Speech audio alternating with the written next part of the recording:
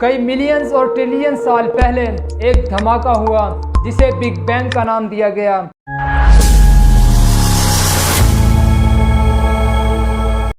السلام علیکم ورحمۃ اللہ وبرکاتہ۔ Welcome to my YouTube channel. آج ہم بات کرنے لگے ہیں بگ بینگ تھیوری یعنی دنیا کی تخلیق کی۔ آج سے پہلے آپ نے یا صرف دنیاوی لحاظ سے بگ بینگ سنا ہوگا یا پھر دینی اعتبار سے۔ اس ویڈیو میں انشاءاللہ تعالی پہلے آپ کو سائنسی اعتبار سے بتائیں گے کہ دنیا کیسے تخلیق ہوئی اور پھر قرآن و حدیث کی روشنی میں اس دنیا کی تخلیق کیسے ہوئی۔ تو آئیے اپنی ویڈیو کو شروع کرتے ہیں۔ سب سے پہلے ہم بات کریں گے کہ سائنسی اعتبار سے اس دنیا کی تخلیق کیسے ہوئی۔ کئی ملینز اور ٹریلین سال پہلے ایک دھماکہ ہوا جسے بگ بینگ کا نام دیا گیا۔ اب اس دھماکے میں کئی ذرات تھے جسے فوٹونز کا نام دیا گیا۔ دھماکے کے بعد یہ سب ایک دوسرے سے دور بھاگنے لگے اور مختلف چیزیں وجود میں آنے لگی، جیسے گلیکسیز، سیارے، ستارے اور ہماری کائنات وجود میں آئی۔ چونکہ یہ ہمارا جو کرہ ہے یہ دھماکے سے وجود میں آیا تھا، اس لیے یہ نہایت گرم تھا، یعنی آگ کا گولا ہو جیسے۔ اس کے بعد جب یہ ٹھنڈا ہوا تو تھوڑا سا سکڑا۔ اس سکڑنے سے زمین میں اونچائیاں اور نچائیاں پیدا ہوئیں۔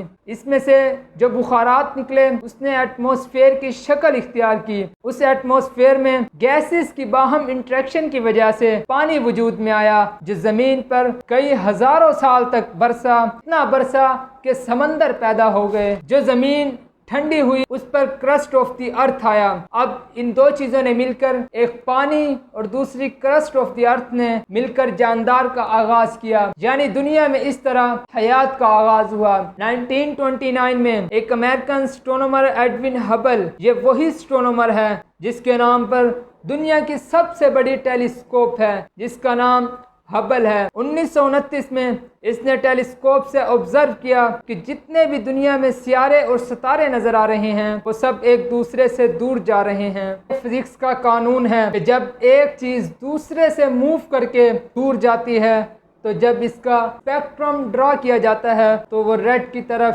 شفٹ ہوتا ہے۔ جتنا زیادہ دور ہو جائیں گی اتنا ریڈ نشان زیادہ واضح ہوگا۔ ہبل نے کہا اگر ٹائم ریورس کیا جائے تو یہ سب ایک پوائنٹ پر جمع ہو جائیں گے، اور وہ سنگل پوائنٹ ایسا ہے کہ جس کی ڈینسٹی تو انفینٹ ہے اور والیوم زیرو ہے، اور سائنس میں ایسا کچھ نہیں ہے جس کی ڈینسٹی انفینٹ ہو یعنی نہ ختم ہونے والی اور اس کا والیوم زیرو ہو۔ اس کا مطلب چیزیں پہلے سے وجود میں نہیں تھی، اچانک پیدا ہو گئی، یعنی کائنات کسی ول آف گاڈ کی وجہ سے پیدا ہوئی، اور اس بڑے دھماکے کو بگ بینگ کا نام دیا گیا۔ اور آئنسٹائن تو میتھمیٹکلی یہ پروف کر چکا تھا کہ کائنات ایکسپینڈ ہو رہی ہے۔ جب یہ حقائق سامنے آئے تو لوگ نئی تلاش کے لیے شروع ہو گئے۔ اگر وہ دھماکہ ہوا تھا اس کے ریڈیشنز آج بھی موجود ہونے چاہیے۔ یہ دو سائنسدان تھے، اے بینزیاس، ڈبلیو ولسن۔ انہوں نے 1965 میں CMBR یعنی cosmic microwave background radiations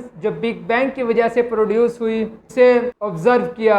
1978 میں ان دونوں کو نوبل پرائز دیا گیا کہ آپ نے فزیکلی پروف کر دیا، یعنی دھماکے کے اثرات آج بھی موجود ہیں۔ اس کے بعد 1913 سے لے کر 1989 تک امریکہ نے ایک اسپیس شٹل بھیجی تاکہ فزیکلی چیزوں کو خلا میں جا کر آبزرو کیا جائے۔ اس کے اوپر انہوں نے $160 ملین خرچ کیے اور اتنے ڈالر لگا کر اس چیز کو اسٹیبلش کیا کہ بگ بینگ ہوئی تھی۔ امید ہے کہ آپ کو ہماری یہ کوشش پسند آئی ہوگی اور سائنسی طور پر بگ بینگ سمجھ آ گئی ہوگی۔